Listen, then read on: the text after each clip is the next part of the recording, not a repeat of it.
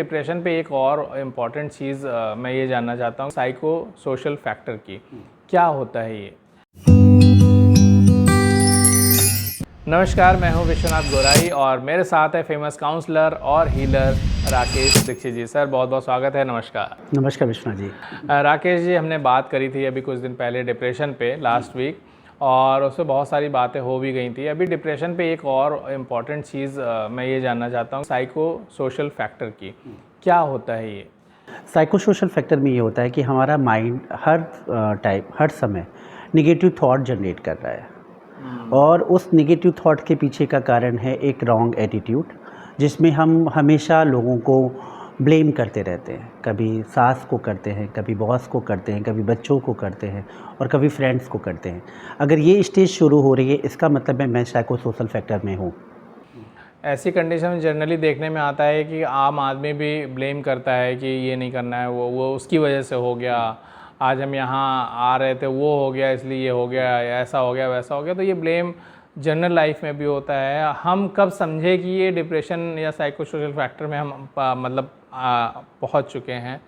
या first stage है या second first stage. Stage second stage. जैसे अगर बुखार किसी को हल्का है तो वो नॉर्मल है, लेकिन बुखार एक हफ्ते तक नहीं उतरता तब फिर कहते हैं नहीं टेस्ट कराइए क्योंकि हो सकता है कुछ वैसे हो सिम्टम्स। इसमें पहला स्टेज तो यहीं से चेक कर सकते हैं कि अगर मान लो कि एक बहू सास की बुराई कर रही है, सास पर कमियां ढूंढ रही है, तो वो कमियां केवल वहीं तक नहीं रह गई, अब वो कमियां हस्बैंड पर भी आ गई है, अब वो कमियां बच्चों पर भी आ गई है, अब वो कहीं ना कहीं अपने घर पर को भी कह रही है कि मेरा घर उसकी कंपेयर कर रही है और कह रही है कि मेरा घर बेहतर नहीं, कंफर्ट नहीं है। तो मतलब जो एक व्यक्ति से शुरू हुआ था कारवां, और कारवां पहुंच गया पूरी होल जर्नी में। हाँ, अगर हम इसे दूसरे अगर एग्जाम्पल के रूप में ले कि कोई एक व्यक्ति हर किसी को अगर ब्लेम करना शुरू कर दे एक तरीके से, कि वो चाहे बॉस हो, चाहे घर का एक माली हो, घर का नौकर हो, ड्राइवर हो, या फिर कोई भी हो, सबके ऊपर ब्लेम कर रहा है, हर किसी को ब्लेम कर रहा है, कर रही है, तो डिप्रेशन की कैटेगरी में आ जाते हैं। डिप्रेशन हो जाने के बाद डिप्रेस्ड कोई है, तो आपने कुछ तरीके पिछले एपिसोड में बताए थे कि इस तरीके से डिप्रेशन से बाहर आ सकते हैं। लेकिन डिप्रेशन जब सुसाइडल तक पहुंच जाता है तो उस सिचुएशन में जो अगल बगल के फैमिली मेम्बर्स होते हैं उनको किस तरीके से उसका ख्याल रखना चाहिए, क्या क्या किस तरीके के व्यवहार करने चाहिए, किस तरीके के व्यवहार नहीं करने चाहिए। सबसे पहले तो उनकी फैमिली मेम्बर को ये चाहिए कि हर व्यक्ति के अंदर कोई ना कोई क्वालिटी होती है, राइट। तो क्यों ना उस क्वालिटी का वर्णन करें। और कहीं ना कहीं आज के युग में व्यक्ति को कॉम्प्लीमेंट की आवश्यकता पड़ रही है। तो अगर मैं उसकी पूरे दिन भर में 100 कमियां निकाल सकता हूं, तो क्या मैं 50 तारीफ़ें नहीं कर सकता हूं? अगर मैं कॉम्प्लीमेंट दूंगा तो कम से कम उसकी सेल्फ स्टीम हाई होगी, राइट। और उसे मैं कहीं ना कहीं ये कहूँगा कि मैं हूँ, मैं आपके साथ खड़ा हूँ। क्योंकि अक्सर जो सुसाइड अटेम्प्ट करते हैं उनको ये फील होता है कि मेरे साथ कोई नहीं है, कोई नहीं है और मैं कुछ नहीं कर पाऊँगा, मैं कुछ भी नहीं कर पाऊँगा। और जिसके साथ मैं था, जिसके साथ मैं अटैच था, चाहे वो लव अफेयर हो या किसी में, या अपने करियर पर भी वो अचीव नहीं कर पा रहा है, तो जो ये माइंड की स्टेज है कि वो कहीं ना कहीं कनेक्ट है उस अपने करियर से या किसी पर से, तो अगर वो चीज़ उसे नहीं मिल पाई तो उसे कहीं ना कहीं फैमिली मेम्बर और ख़ासकर फ्रेंड्स को ये बताना चाहिए कि ठीक है कि वो चीज़ नहीं मिली, हो सकता है कोई और भी उससे बेहतर कोई चीज़ आपके जीवन में आने को हो सकता है, लेकिन आप क्या कर रहे हो कि आप उस पर केंद्रित कर रहे हो। तो वही फ्रेंड्स एंड परिवार हेल्पफुल होता है आपके लिए। वो बताता है कि कहीं ना कहीं ठीक है, आपको वो चीज़ नहीं प्राप्त हुई, लेकिन मैं आपके साथ इस समय भी हूँ। केवल हम आजकल जो एक एस्पेक्ट है, आप फ्रेंड्स को भी देखिए, या कि केवल हम एंजॉय के समय मिलते हैं। जब व्यक्ति परेशान हो रहा होता है तब दूर भागते हैं, तब हम उससे दूर भागते हैं और कहते हैं कि यार ये तो व्यक्ति हमेशा एक ही बात करता है, रोना रोता रहता है। तो आप फिर फ्रेंड्स किस बात का? फ्रेंड्स का मतलब है कहीं ना कहीं एक्सेप्टेंस, और अगर एक्सेप्टेंस ही नहीं है तो फिर इट मीन्स मैं उस रिलेशन को जी नहीं रहा हूँ। तो कहीं ना कहीं व्यक्ति को सेल्फ पावर क्रिएट करनी पड़ेगी और लोगों को उसको मोटिवेट करना पड़ेगा कि ये जो स्टेज है इससे तुम कभी भी बाहर आ सकते हो, ये लास्ट स्टेज नहीं है, और ये कदम बिल्कुल भी नहीं उठाने चाहिए, क्योंकि इस कदम को उठाने से कभी कुछ चेंज नहीं होने वाला, कोई चेंज नहीं होने वाला, राइट। और हो सकता है आपके पीछे की जो फैमिली है उसे और ज़्यादा मुश्किल चीज़ों का सामना करना पड़ जाए। कई बार तो ये होता है कि डिप्रेस्ड कोई है, उसकी लाइफ में डिप्रेशन धीरे धीरे धीरे आया, first second third fourth stage, और वो एक गलत डिसीजन तक पहुंच जाता है। लेकिन कई बार ऐसा होता है ब्रेकअप हुआ और उसके अंदर इतनी पावर ही नहीं है कि उसने तुरंत कुछ डिसीजन लेके कर लिया, सुसाइड कर लिया या फिर कुछ कर लिया। ऐसे लोगों के लिए किस तरीके से काउंसलिंग करते हैं आप, किस तरीके से उनको एक लाइफ लाइन देते हैं, क्योंकि बहुत सारे लोगों को आपने लाइफ लाइन दी, किस तरीके से लाइफ लाइन देते हैं उनको? पहले तो विश्वनाथ जी उसको सेल्फ लव करना सिखाते हैं, बहुत ज़रूरी है ना, क्योंकि आजकल हम लोगों को अभी तक यही पता था कि अदर लव, दूसरों से प्रेम करना ही प्रेम करना है। मैं कहूँगा पहले सेल्फ लव करना बहुत इंपॉर्टेंट है। तो पहले तो मैं उसको ये टीच करता हूँ कि वो सेल्फ लव करने लगे और कहीं ना कहीं वो अपने को इम्पोर्टेंस समझने लगे, है ना, क्योंकि आपको जब डिप्रेशन हो रहा है मतलब आप अपने आप को इम्पोर्टेंस नहीं दे रहे हो, आप सामने वाले पर्सन को इम्पोर्टेंस दे रहे हो लेकिन अपने को इम्पोर्टेंस नहीं दे रहे हो। जैसे कि जस्ट लाइक एक रिश्ता है, अगर एक व्यक्ति ने उस रिश्ते के लिए बहुत कुछ किया, आपको लगता है कि उसने मेरी सब चीज़ों का ध्यान रखा, केयर करी, सब कुछ राइट, लेकिन अगर उसने 80% किया है तो 20% आपने भी तो किया है ना। अगर 20% वो आपने अपनी तरफ से ना किया होता तो वो रिश्ता इतना कम बेहतर कैसे हो सकता। तो इस कारण आपकी भी अपनी इम्पोर्टेंस है, राइट। तो जब वो उस व्यक्ति को, पहले मैं उसे बताता हूँ कि आपकी अपनी भी इम्पोर्टेंस है। इस काउंसलिंग में बहुत सारे तरीके होते हैं जिसमें व्यक्ति को ये बताया जाता है कि आप कितने महत्वपूर्ण हो दुनिया के, राइट।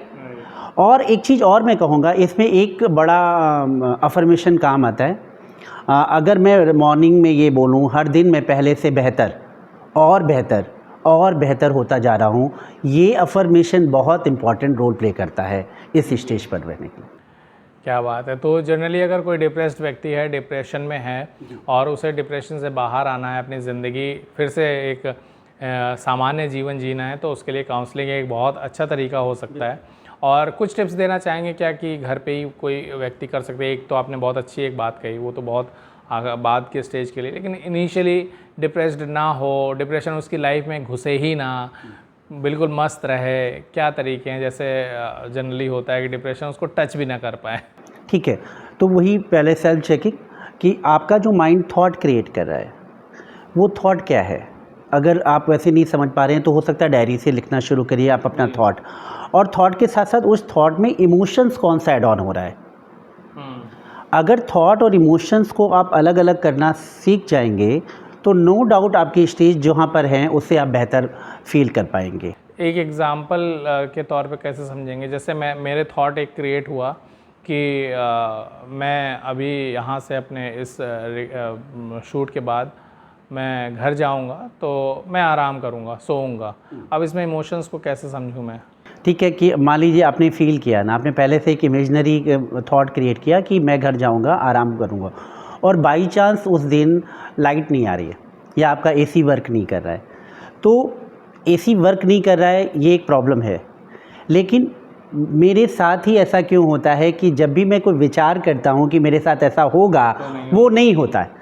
तो जब ऐसे विक्टिमाइज आपका एटीट्यूड होगा तो इसका मतलब है वो जो विक्टिमाइज इमोशंस हैं, थॉट तो ये था कि मैं जाऊंगा घर में कंफर्ट होगा, ये तो थॉट था, लेकिन वो जो इमोशंस ऐड ऑन हो गए उस कारण वो एक डिप्रेस्ड स्टेज क्रिएट हो जाती है।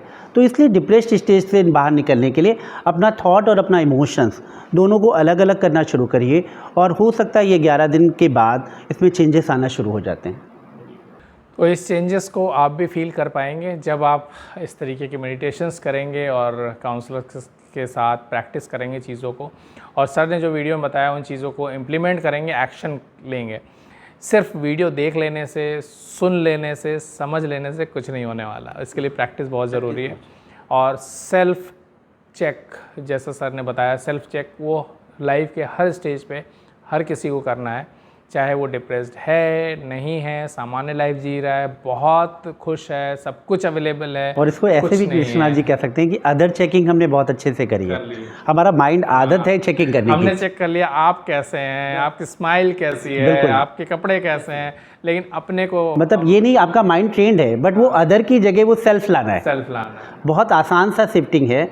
जो अदर चेकिंग कर रहा है इट मीन्स मतलब माइंड चेक कर ले। और सेल्फ चेक में भी ऐसा नहीं कि अपने आप को विक्टिमाइज हमेशा करना कि मेरे से ये नहीं होता, मेरे से वो नहीं होता, मेरे से वो नहीं होता, मैं ये नहीं कर पा रहा, मेरे अंदर ये कमियां है, मैं ये नहीं लैंग्वेज नहीं बोल पाता, मैं वो नहीं कर पाता, मैं अच्छे तरीके से प्रेजेंट नहीं कर पाता, ये सब नहीं लाना। वो कारण है कि कहीं ना कहीं अगर आप वीकर थॉट जनरेट कर रहे हो तो आपकी माइंड की एनर्जी वीक हो रही है। पहले तो ये समझना है कि अगर आपने वीकर थॉट जनरेट किया तो माइंड की एनर्जी ऑटोमेटिक वीक हो जाएगी। इसकी जगह मैं पावरफुल थॉट जनरेट करूं जिससे माइंड की जो पावर है, एफिशिएंसी, वो हाई हो जाए।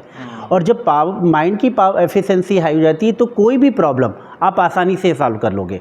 और अगर माइंड की एफिशिएंसी वीक है, लोअर थॉट क्रिएट हो रहे हैं, तो छोटी सी भी प्रॉब्लम आपको बड़ी फील हो जाती है। होता है ना कि छोटी प्रॉब्लम को छोटे ही रहने देना है और इस वीडियो को बार बार देखना है, कई बार देखना है, तब चीज़ें आपके लाइफ में इम्प्लीमेंट होंगी। तो अगले वीडियो में फिर मिलते हैं, तब तक के लिए सर नमस्कार, बहुत बहुत धन्यवाद। My life with VR, happiness never ends. हंसते रहो, साथे रहो। YouTube channel My Life with VR।